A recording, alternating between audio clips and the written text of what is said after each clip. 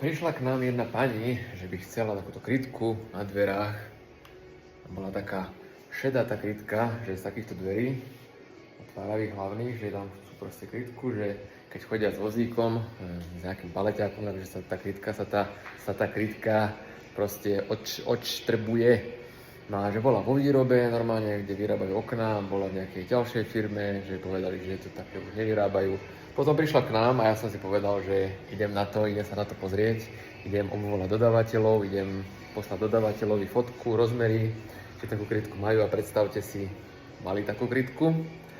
Takže sme poslali ponuku, ale nakoniec teda pani sa rozhodla, že to budú betónovať, že tá krytka by sa zase opotrebovala časom, takže tých 15 € radšej stojí to zabetónovanie, ako si dať novú krytku. Ale kde bola, tam je cesta, keď chce človek nájsť, tak nájde, keď sa nechce zaoberať blbosťami, tak nenájde.